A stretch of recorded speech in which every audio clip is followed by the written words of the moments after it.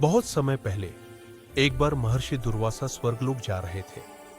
रास्ते में उन्हें इंद्रदेव मिले, जो देवताओं के राजा थे। महर्षि दुर्वासा के हाथ में एक दिव्य पुष्पमाला थी। उन्होंने वह माला इंद्रदेव को दी और कहा, यह मां लक्ष्मी का वरदान है, इसे सम्मान से रखो। परंतु इंद्रदेव अपने रथ पर बैठे थे। उन्होंने उस माला को अपने हाथी ऐरावत के सिर पर रख दिया। हाथी ने माला उठाकर फेंक दी। महर्षि दुर्वासा बहुत क्रोधित हुए। उन्होंने श्राप दिया, हे इंद्र, तुम्हारे और सभी देवताओं से मैं धन, वैभव और शक्ति छीन लेता हूं। जब तक तुम नम्र नहीं बनोगे, लक्ष्मी तुमसे दूर रहेंगी। श्राप के कारण देवताओं की शक्ति घटने लगी। स्वर्ग की चमक खो गई और असुर, राक्षस शक्तिशाली हो गए। देवता युद्ध में हारने लगे और असुरों ने स्वर्ग पर अधिकार कर लिया। बेबस और निराश देवता भगवान विष्णु के पास गए। उन्होंने हाथ जोड़कर कहा, प्रभु, असुरों ने हमारा स्वर्ग छीन लिया है। हमारी शक्ति लौटाने का कोई उपाय बताइए। भगवान विष्णु ने शांत स्वर में कहा, देवताओं, घबराओ मत। इसका एक ही उपाय है, क्षीर सागर का मंथन करो। उस मंथन से अमृत निकलेगा। वही अमृत तुम्हें अमर और शक्तिशाली बना देगा। देवता बोले, परंतु हम अकेले यह कार्य नहीं कर पाएंगे। विष्णु मुस्कुराए, इसलिए असुरों से सहायता लो। उन्हें कहो कि उन्हें भी अमृत मिलेगा। देवता असुरों के पास गए। असुर भी अमर होने के लोभ में मान गए। इस तरह तय हुआ कि देवता और असुर मिलकर समुद्र मंथन करेंगे। मंथन के लिए मंदराचल पर्वत को मथानी बनाया गया और वासुकी नाग को रस्सी बनाया गया। जब सबने मिलकर मंथन शुरू किया तो पर्वत समुद्र में धंसने लगा। देवता घबरा गए और बोले, प्रभु, पर्वत तो डूब रहा है। तभी भगवान विष्णु ने कूर्म, कछुए का अवतार लिया। उन्होंने अपने विशाल शरीर पर पर्वत को सहारा दिया। अब पर्वत स्थिर हो गया और मंथन फिर से शुरू हुआ। जब समुद्र मंथन शुरू हुआ तो सबसे पहले समुद्र से उठा कालकूट नामक विष। वह इतना जहरीला था कि पूरे ब्रह्मांड को जला सकता था। सभी देवता और असुर भयभीत हो गए।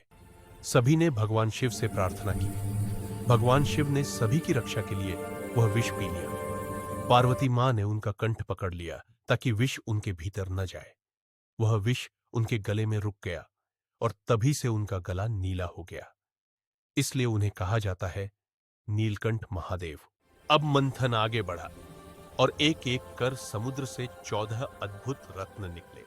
कामधेनु गाय, जो इच्छा पूरी करती थी, आर्षि वशिष्ठ को दी गई। उच्चय श्रवा घोड़ा, देवताओं का दिव्य घोड़ा, इंद्रदेव को मिला। ऐरावत हाथी इंद्रदेव का वाहन बना। कौस्तुभ मणि, जो भगवान विष्णु ने धारण की। कल्प वृक्ष, इच्छा पूर्ति का वृक्ष, देवताओं के स्वर्ग में स्थापित हुआ।